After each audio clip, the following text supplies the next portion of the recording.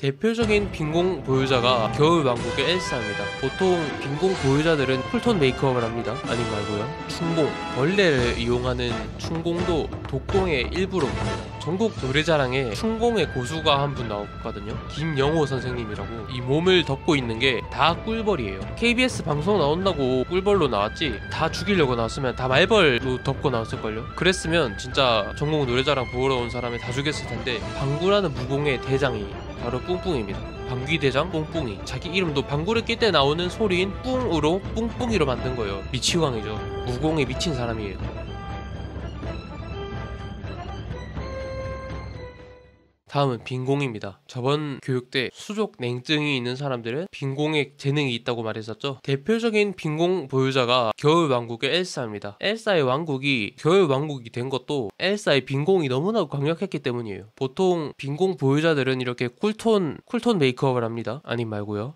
빈공에 재능이 있는 사람들이 어떤 일을 하나, 전투를 할 일이 없으니까 초밥 제조를 합니다. 초밥은 밥을 꼭꼭꼭꼭 잡고 거기다가 생선을 손으로 직접 잡아서 올리는데, 손이 따뜻한 사람들은 어떻겠어요? 생선이 다 익어버리겠죠. 그런데 빈공에 재능이 있는 사람들은 내공을 손으로 보내가지고 차갑게 유지해서 재료의 신선함을 유지하는 거예요. 맛있겠죠? 자, 반대로 극양의 무공, 고에너지, 불이나 전기처럼 고에너지를 활용하는 무공은 전부 다 그냥 통틀어서 모아놨습니다. 그런데 이건 빈공이랑 다르게 특별히 재능을 요하지 않아요. 왜냐하면 물질 에너지나 운동 에너지가 열 에너지로 전환되는 게 자연스러운 물리 현상이기 때문에 그렇게 특별한 재능이 필요하지 않아요. 극양의 무공은. 단 빈공은 몸에 있는 열량을 이용해서 반대로 온도를 낮춰야 되기 때문에 특별한 재능을 요하는 거예요. 아시겠죠?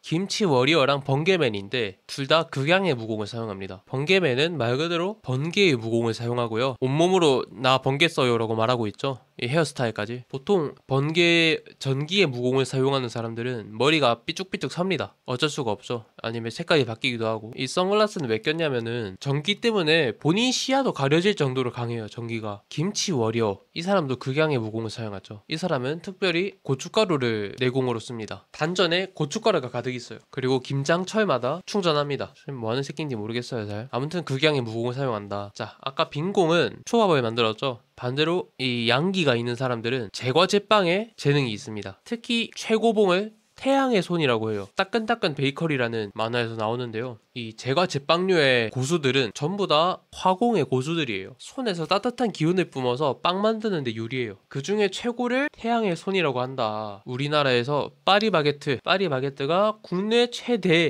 최강의 화공 전투 조직이라고 보시면 됩니다. 아, 이번엔 번외인데 음양지체라는 게 있어요. 딱 양 들으면 감이 오실 텐데, 음과 양의 기운을 모두 가진 특이한 몸, 특이한 체질을 말하는 거예요. 광머회기 주인공 이자하 씨도 음양지체고요. 음과 양의 기운을 모두 쓸 수 있어요. 그리고 여기 나의 히어로 아카데미아 토도로키 쇼토라는 친구인데, 오른쪽 발로 얼음 만들고 왼쪽 손으로 불을 뿜어내는 헤어스타일도 각각 양 전체적으로 차갑게 생겼는데 쿨톤인데 화상을 입은 조화로운 얼굴이죠. 발로 얼음을 만들어내서 마찰력을 없애가지고 빠르게 이동하면서 손으로 불을 만들어서 공격을 한다거나. 아빠가 화공의 천재고요. 그 사람도 미친 사람인데 아들을 음양지체로 만들려고 일부러 빈공 쓰는 여자를 만났어요. 자식들을 마구마구는 아니고 뭐 자식들을 몇 명 낳았는데 음양이 밸런스 있게 나온 자식이 토도로키 쇼토 음양지체다. 싸이 노래에도 이때다 싶으면 묶었던 머리 푸는 여자, 이것도 음양지체를 지칭하는 말이에요. 낮저 밤이라는 말도 있죠. 자, 다음은 독공입니다. 독공은 말 그대로 독을 쓰는 무공인데,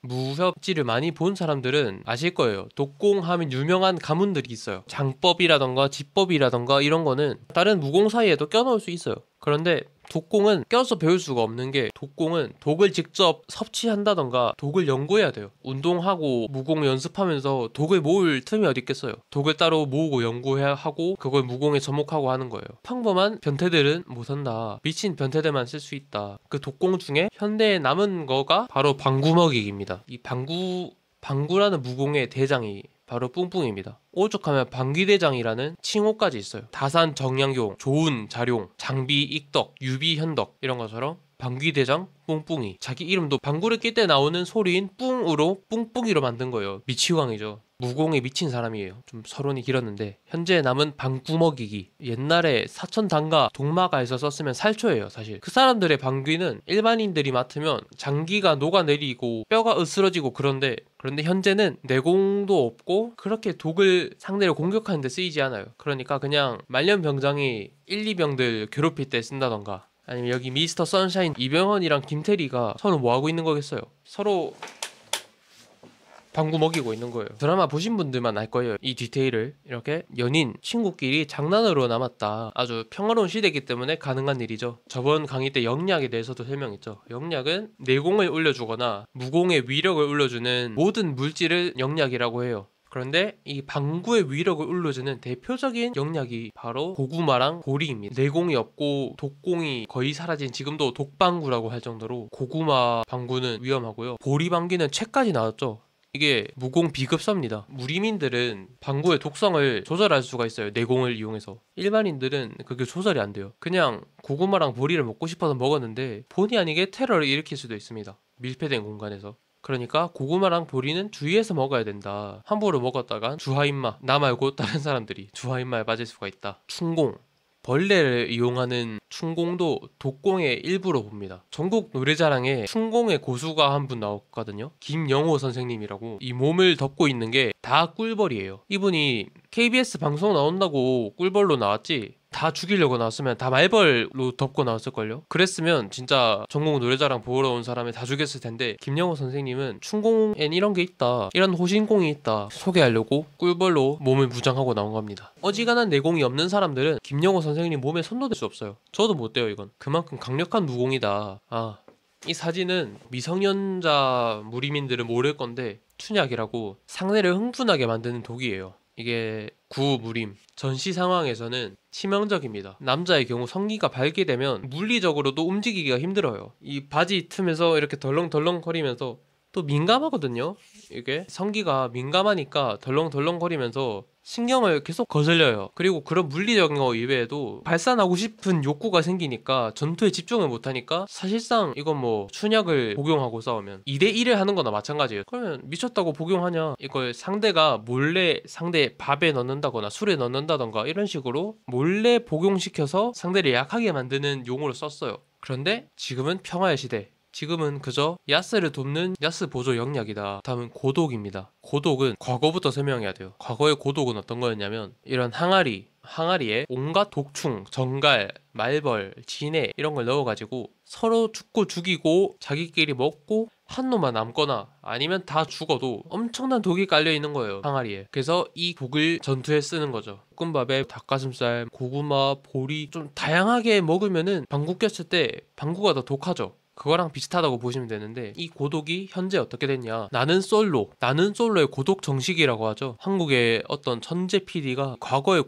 이 고독을 재해석해서 만든 것이 고독 정식입니다. 한 장소에 솔로끼리 모으고 그 안에서 선택받지 못한 솔로가 고독 정식을 먹게 만드는데 여기서 도끼가 빵 하고 뿜어져 나와요. 그걸 카메라로 담은 것이 나는 솔로다. 이 도끼가 중독성이 엄청나기 때문에 시청률이 어마어마합니다. 자, 마지막인데 한 개 카테고리로 만들기 애매한 것들만 모았어요. 첫 번째 기탄공입니다. 기탄공은 총탄에 기를 담아서 쏘는 기술이에요. 사실상 이거는 총알이 필요가 없습니다. 이거를 실린더라고 하는데 여기 총알을 끼워 넣는데 그럴 필요가 없어요. 단전에서 내공을 끌어올려서 기를 쏘는 거예요. 총알이 필요가 없습니다. 경찰들 중에서도 진짜 고수들만 쓰는 거예요. 그냥 범죄자가 아니라 내공이 있는 무림 범죄자들을 상대할 때, 한마디로 사마 외도를 상대할 때 씁니다. 이건 기탄공의 심화인데 엄마 손 약손, 메리슨 핸드처럼 다른 사람을 치유하고 싶은 치유의 내공을 손으로 모아서 총을 딱 쏘면은 치유탄이 됩니다. 아군을 회복시키는 용이에요. 진짜 긴급한 상황에 상대가 죽어갈 때 아니면 나보다 아군의 전투력이 세가지고 지금 내가 내공을 전투에 쓰는 것보다 얘를 회복시키는 게 좀 더 전황에 유리하겠다 할 때 쓰는 기탄공 치유탄. 다음은 호신공인데 내공으로 몸을 보호하는 거예요. 외공으로도 할 수 있는데 보통 내공으로 보호해요. 지금은 차력이라고 불리죠.